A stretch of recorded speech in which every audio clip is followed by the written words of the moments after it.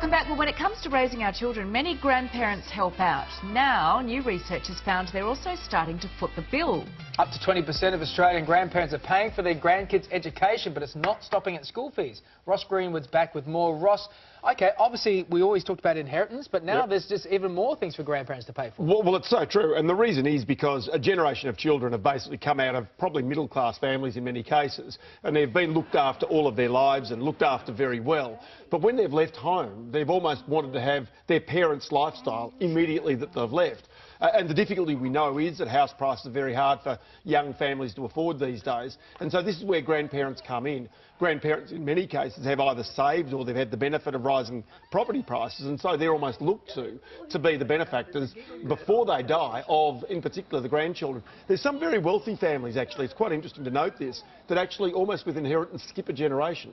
So they don't give to their children, they give to their grandchildren instead. It's almost a way of trying to protect and, if you like, enshrine the family wealth, which is kind of interesting. But I think it really comes down to the things about, house prices, the fact that many young families need to get a little bit of a head start, and in particular, when it comes to even private school education, young families can't afford that, and so the grandparents think, well, that's our legacy, that's our, if you like, inheritance that we're going to leave to those grandchildren. All right, so for grandparents who do have the funds and want to share it around with grandchildren, how do they go about it? What are some of the short-term and long-term ways they can assist? Well, look, there's simple things. In other words, school fees are pretty obvious. Housing deposits are obviously there as well. Maybe even cars for kids. I mean, sometimes kids can struggle to get a car, and especially where a car is important for work, that can actually help out. You can hear education savings plan and investment bonds allow people to put small amounts of money away on a regular basis, and as a result of that, really give them an ability over a period of time to save for those children's education. Setting up superannuation accounts, that can be a small thing,